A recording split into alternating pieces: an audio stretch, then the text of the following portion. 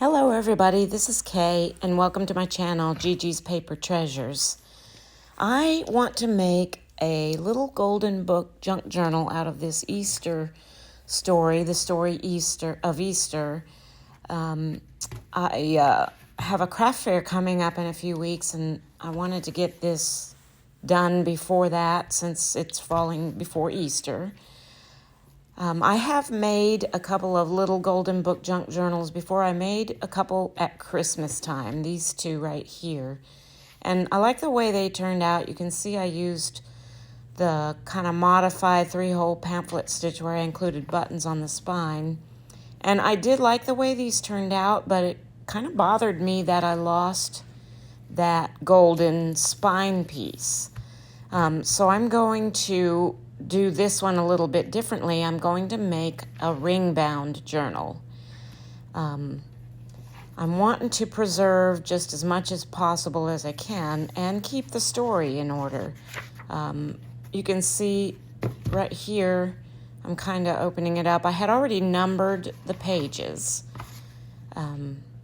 because I want to put them in order and keep the story and, like I said, most of the book intact. So the way I'm going to do this is I'm just going to try and pry open these staples. I don't know if you know this, but little golden books are bound in the middle by 2 staples, which are under that little golden spine strip. And so what I'm trying to do is just kind of pry it open. And I know you probably can't see in there, but I'm just sticking my bone folder down in there and kind of twisting it and trying to get this opened up so that I can take this apart and preserve the golden spine and preserve the pages as much as possible.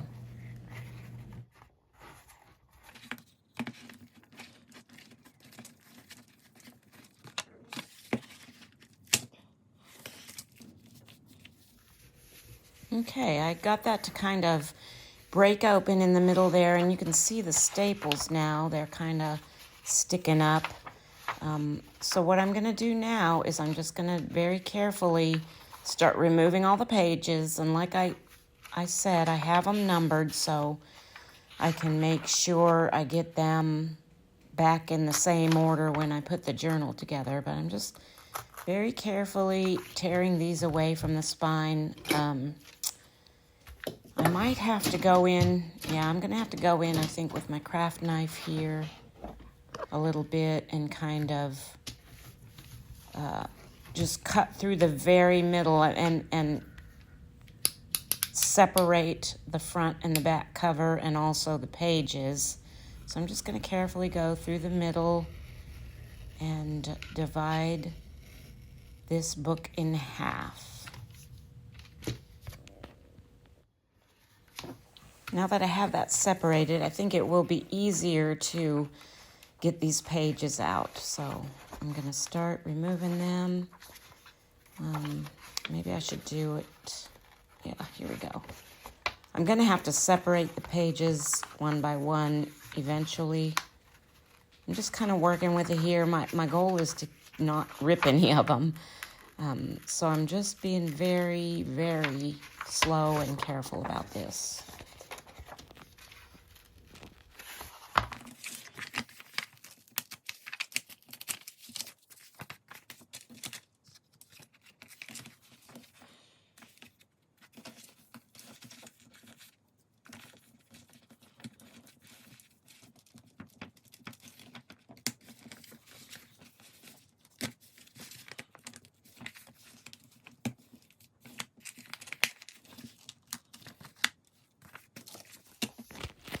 Okay, set those pages aside now that I got them out. Now I have my 2 cover pieces. I'm going to work on these for a couple of minutes. And what I'm going to do is I'm going to try and remove what I can of these staple points. I can't remove the staples without destroying the little golden spine. So I'm going to grab a couple of tools here out of my drawer, and I'm gonna just try and cut down the pokey parts of these staples with my wire cutters. So I'm just going to grab a couple tools, and I'm going to grab the top of it with my pliers and then just try and cut the staple as flush as I can with the book. And do that with all these staple points.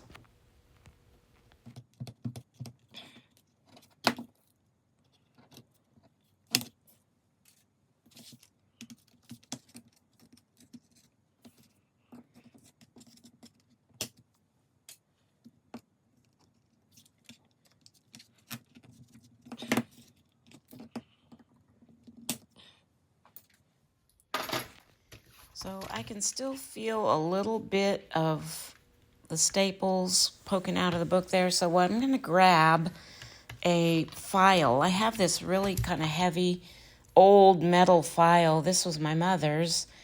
And I'm just going to do my best to kind of file these down as much as possible so that there's no sharpness sticking out.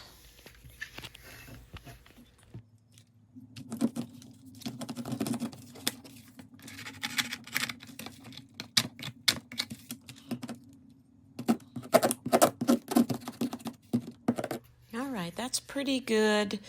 I can still kind of feel them, but they're not sharp anymore. That file took down, I guess, the sharpness. And I did that on both covers because I actually had pieces of the staple in both the front and the back cover sticking out. But as you can see where the staples are. I would have to remove that golden spine paper to completely get the staples out, and I don't want to do that. So that's why I'm going to all this extra trouble with the staples and the filing and the smoothing down. But I'm just going to put a little glue along here where I've got a little bit of that gold paper kind of loose, and just put a little glue down and fold that over the edge before I go on with my next step.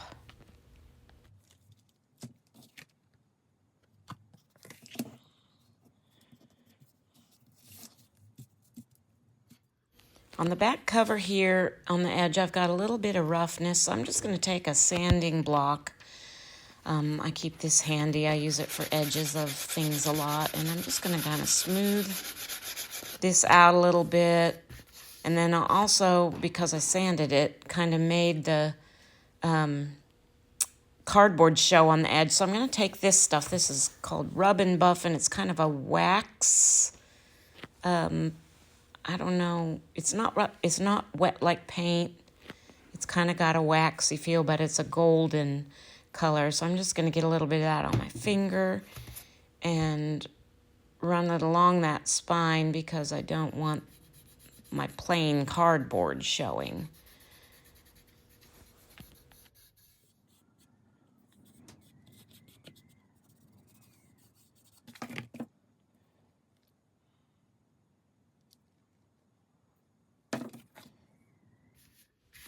I've still got these little strips along the edge where the staple ends are showing that I want to cover up. So I think what I'm going to do is I'm going to grab some gold colored cardstock, and I'm just going to cut a couple of strips to put along on the insides to cover those staple lines.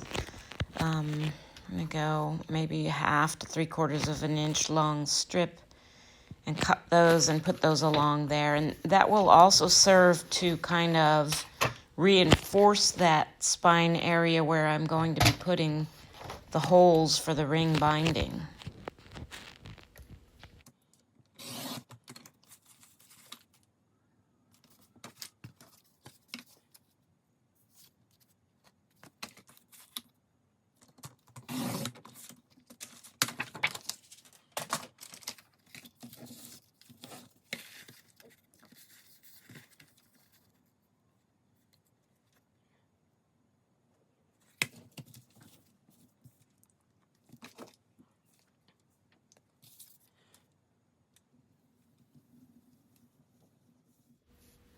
I'm going to work on my pages for a couple minutes while those covers are drying, and I'm just going to separate them into individual pages.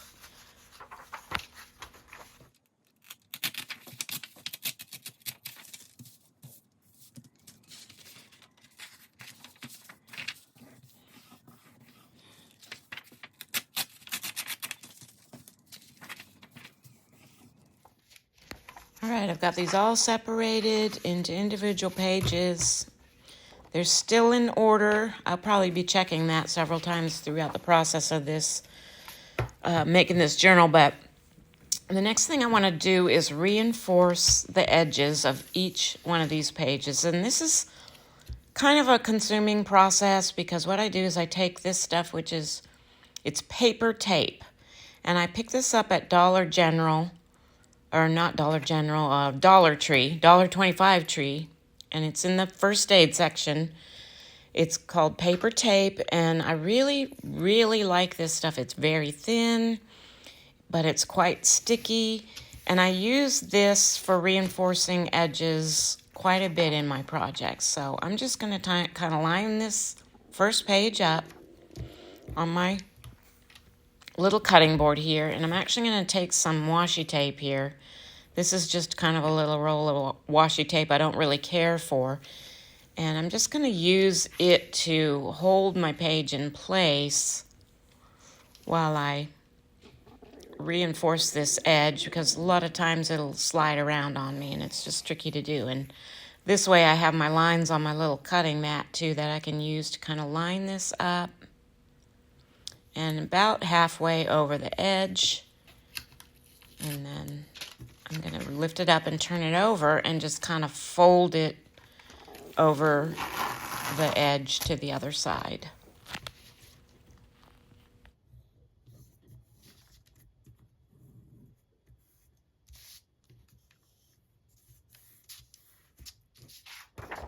And I'm going to remove my little pieces of washi, and I just use the same 2 pieces for all the pages. And then I'm just going to grab a scissors and trim off these little overhanging pieces. And I'm going to do this with each of these pages. There's 24, I believe, for this book. So I'm not going to put all that on camera, obviously. Okay, so I got all of those pages reinforced on the edge where the holes are going to be punched. And as you can see, that paper is nice and thin. It doesn't add a whole lot of bulk, but it, and I also like that it's kind of see-through. It's a little bit translucent, so you can still see any images that go all the way to the edge of the page like that. So that's ready. The glue is dry on my cover pieces, so I'm just going to take my scissors and trim off that excess there.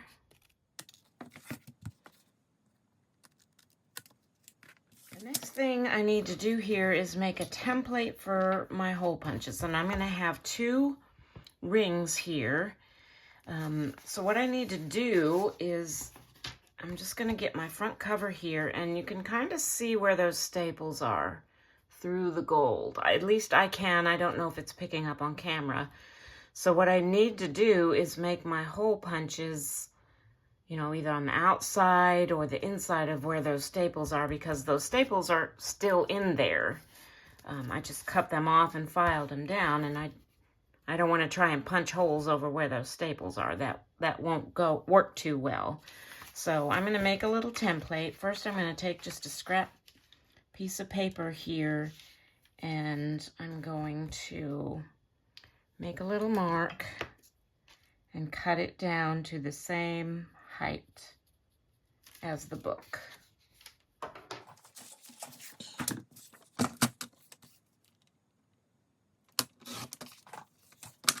So I'm trying to decide if I want my rings farther out or farther in, and in looking at this, I can see that my staples aren't even. Like this here, right here is one staple, and right here is another. So this one's closer to the edge than this one, but I want my rings to be even. So I'm thinking if I take, let me get a ruler and a marker here.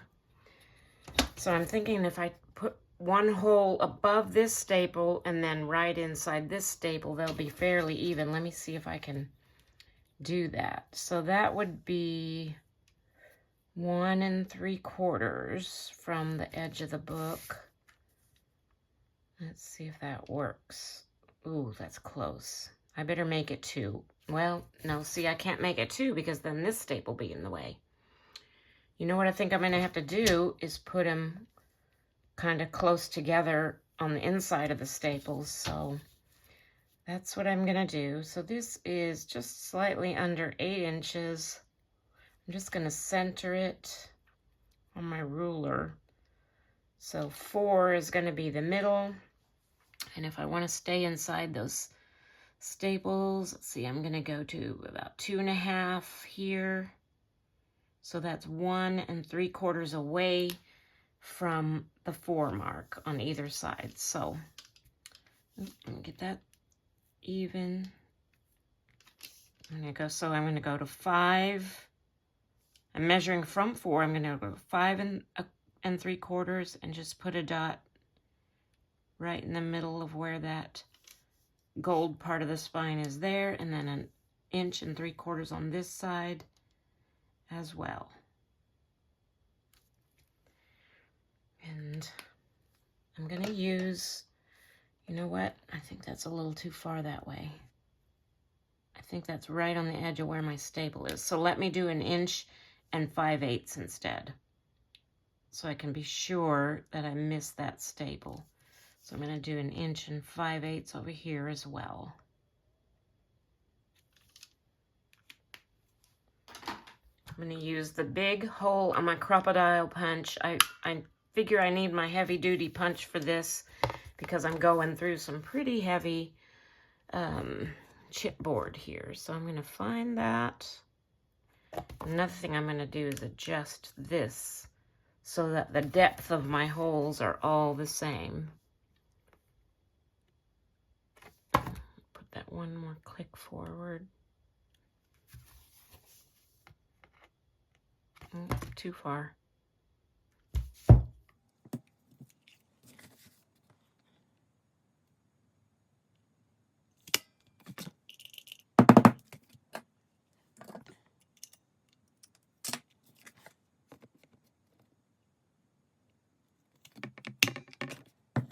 So I managed to miss my staples, and now I'm going to take my little template and I'm just going to line up the edge of my template with the edge of my cover,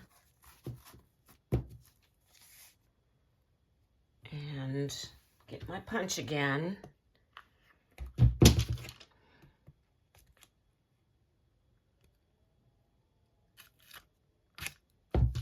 Punch those holes.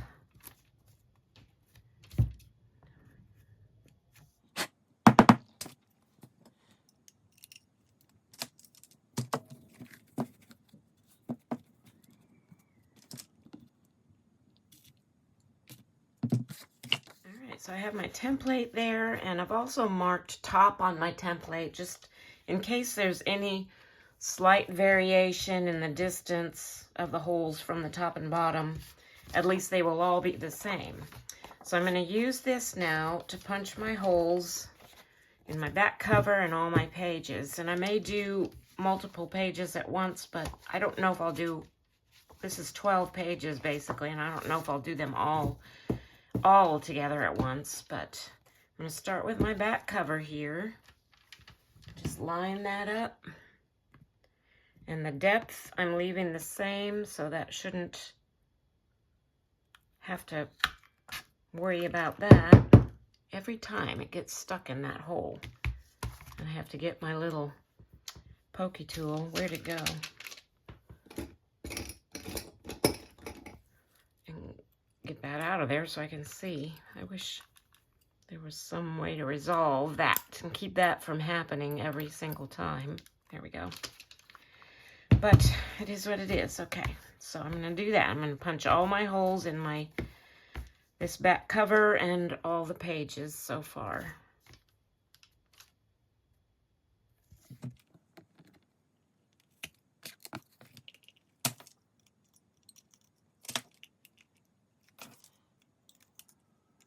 All right, so I got all those holes punched, and I can tell by holding it together here that they're lining up pretty well. I don't know if you can see if that's showing up on camera, but they line up pretty well, so I did good. And I'm going to save my template because my next step is to go through my stash of papers and find all the other pages that I'm going to use as my writing pages and my other journal pages for this ring-bound journal. So I'm going to gather all that together off camera and then come back and show you where I'm at that point. All right, I've got some of my pages ready here. I've done probably about a dozen or so. I may end up doing some more to fill this up, but these are just the base pages, and I am going to be embellishing and adding pockets and stuff, and so that will bulk these pages up a bit, but I wanted to show you what I've got so far. First of all, I did several pages of just some of my tea-dyed papers, and I cut them down to size. And at first I was just cutting them to the perfect size, but then I realized I could cut them a little bit larger and fold this edge over to make a little bit more of a reinforced edge for the spine. So I did that on these four. These were the first two that I just cut to size without thinking about that. So I used some of that paper tape on these two, just like I did on the pages from the book. So that was tea-dyed paper. I did some food coloring dyeing recently, and so I've included a few of those pages. This is kind of a light green, and rather than cutting this one down, I didn't cut any of these down.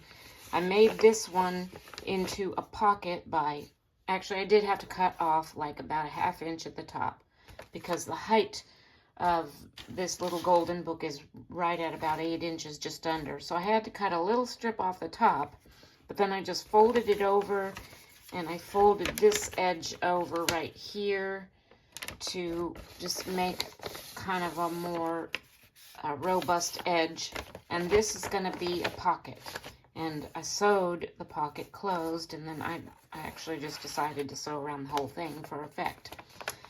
And then on these two, these were some of that children's manuscript paper. I don't know, you can still barely see the lines. So I did my little fold over the edge for, you know, a more robust edge on these. One of my holes didn't punch out. And then instead of cutting it off, I just decided to leave these and fold them for flip outs. So I did that on those two pages. And then I got out my brown paper, which I have a ton of, just brown packaging paper. I have rolls and rolls of it because I keep it all when I get Amazon packages. When my husband gets things in the mail, he does home improvement, and so he orders, you know, parts and doors and hardware and stuff, and a lot of times it comes with some delicious brown paper, so I have tons of it. And I just made 4 plain pages, and you can see also that I used some of those little hole reinforcement things. Here they are right here, and you can just find these at any office supply or Walmart in the office supply section or wherever you shop.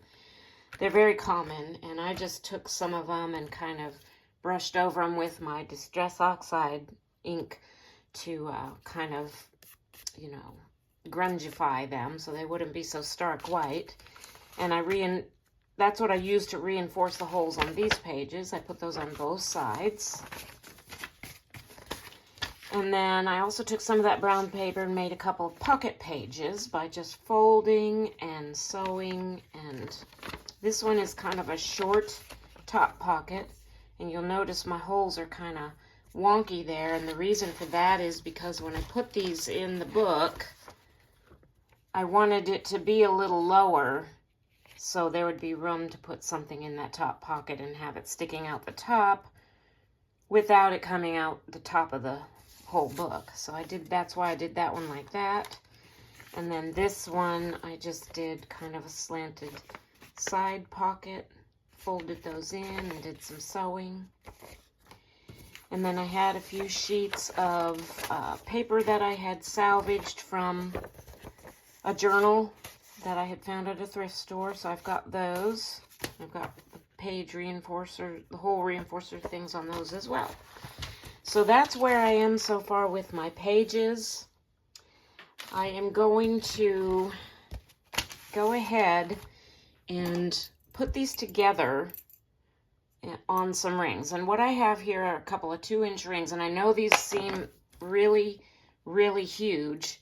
And once I get all the pages and stuff on here, yes, they will seem huge. But as I add to the pages and put in tags and pockets and journaling cards and other things for embellishing, it bulks up the book quite a bit. So I'm going to set my covers aside for a minute, and I'm just going to spend a couple of minutes arranging my papers and get my actual book pages, because my goal is to put 1 or 2 pages between each of the pages of the book. And I'm just going to double check here real quick and make sure I still have these in order. I'm checking my numbers at the bottom right here.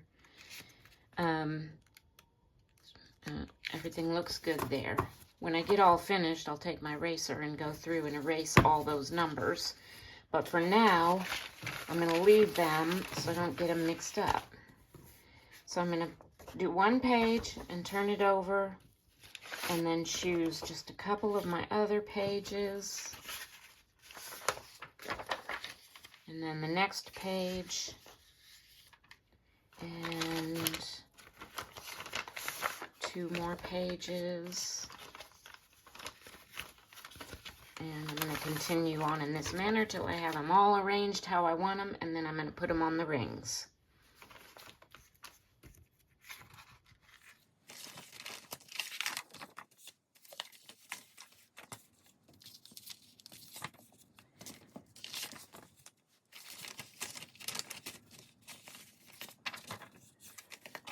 Alright, I actually came up about 4 pages short, so I had to go find a few more pages. I just have a little piece of some tea-dyed cardstock, a purple envelope. I made another pocket out of some of that brown paper, and then another piece of cardstock just for the back of my book here. So now what I have is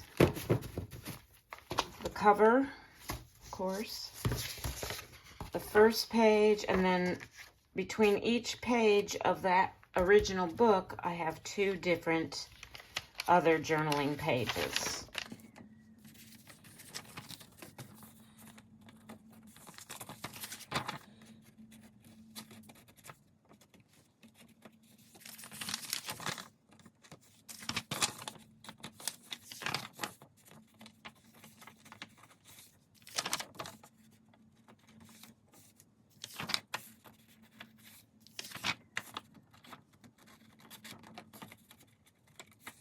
Once I get about half the pages, the front pages on it, I'm going to flip it over now, and I'm going to work from the back to the front, just because you can see here how I'm kind of running out of space on these rings.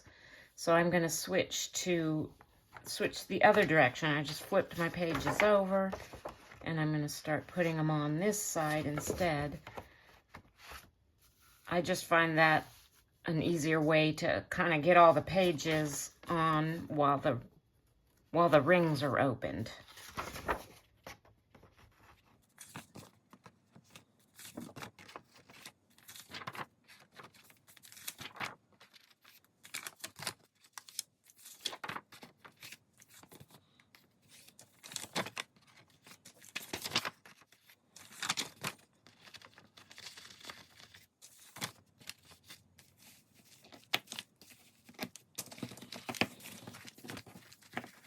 So there you have it, and like I said, these rings look huge for this journal right now, but I haven't done any of my embellishing, any of my adding of pockets and tags and whatnot.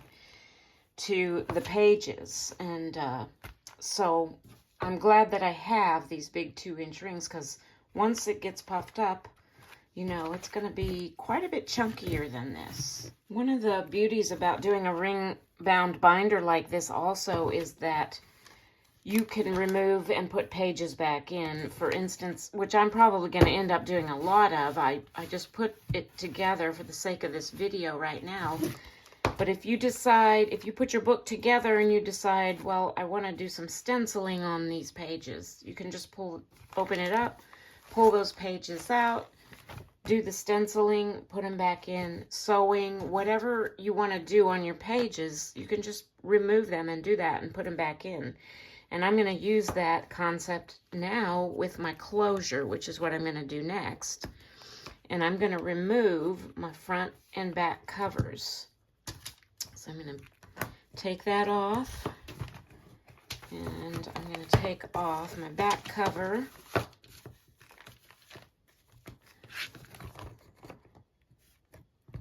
And close those back up so my pages stay together.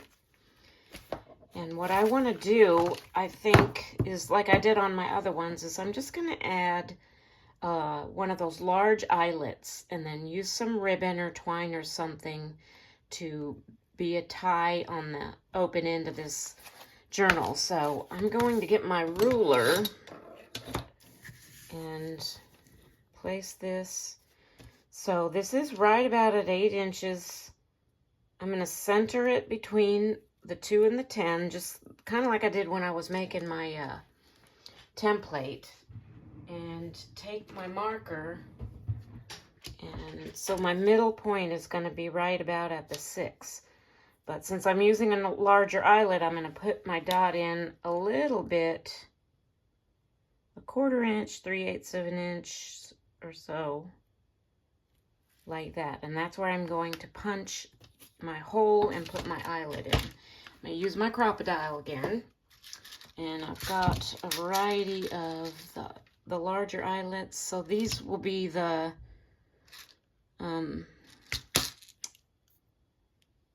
3/16. And see, I still have something stuck in there. That kind of drives me crazy about this crocodile. It's like the things don't fall out of those holes very easily. It's kind of annoying. But anyway, so I'm going to take this and unlock it. And I need to adjust this in a little bit more.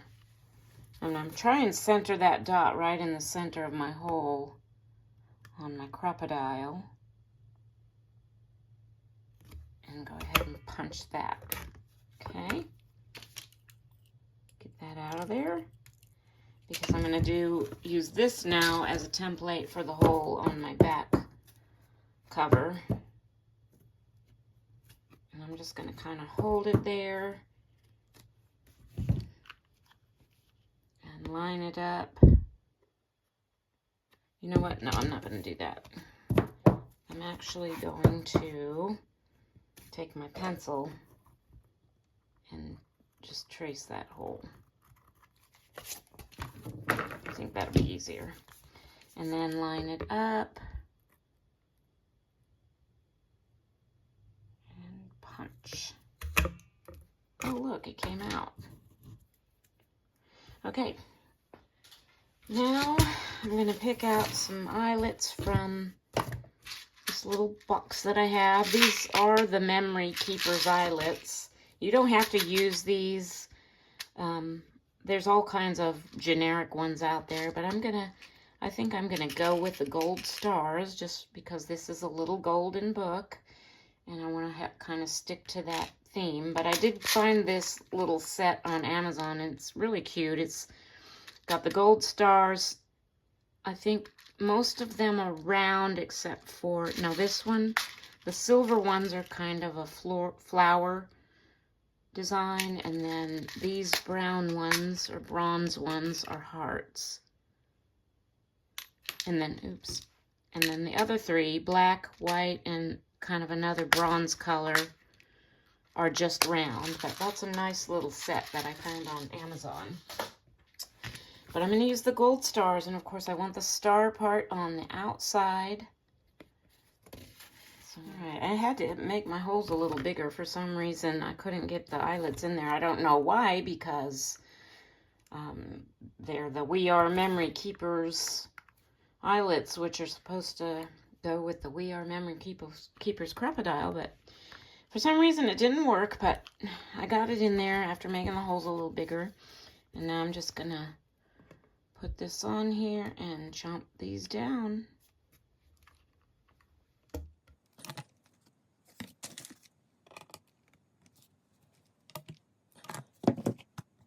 For my ties, I'm just gonna use this, which is kind of some chiffon type strips of fabric, and I'm just gonna cut. Let me feed this through here, and let me see how long I may need this to be. So I'm just gonna pull that through. I kind of want enough to tie a little bow. So I'm gonna cut it down to about right there. And I'm gonna do another one about the same length. So double that for the back cover. I thought this green went real nice with the colors on the cover of this book. So let me poke that through there.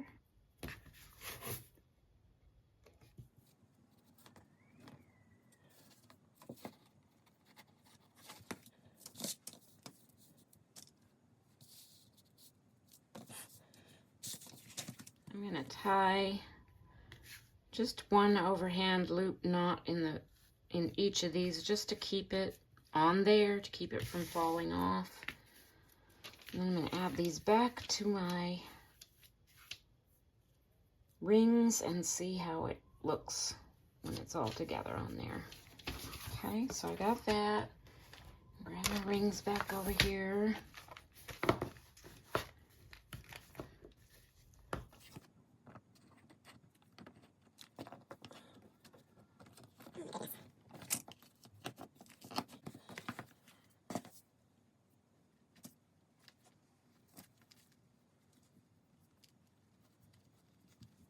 And now I'm kind of wishing I had made these a little bit longer, because as I embellish and fill up this journal, you know, it's going to chunk up, and these are going to get, I'm going to have less and less of the length of these to work with.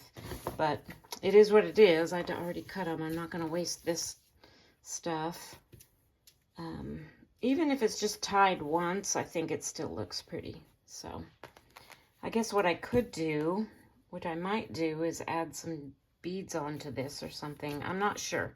I'm going to have to do something different, I think, with these, because tying a bow I don't think is going to work out now, because I made these too short. But I guess I'll figure that out later. So that is it, y'all. This is the base of doing a ring bound journal. Liking this ring bound method for this type, for these little golden book journals in particular, so that I can preserve the little golden strip and as much of the pages as possible. You know, I pretty much, the only thing that, you know, I removed were those little pieces of the staples that I just after I pried it open and cut those off, and I've got those areas covered. So the entire book really is preserved here. It's just altered. The pages are in order so that the story can still be read. Each page has 2 pages of journaling space between each one, which I'm going to go through and embellish and decorate. So I will probably have another video for this when I get it completed, a flip through of the final. I'm hoping to have this finished for my first craft fair of the year, which is in a few weeks. So please stay tuned for another video flip through of this story of Easter Little Golden Book Junk Journal. Thank you so much for watching today. Please subscribe to my channel, give me a thumbs up, hit that notification bell, and feel free to share my channel with anybody that you think might be interested in the content I have to offer. Thank you so much. God bless.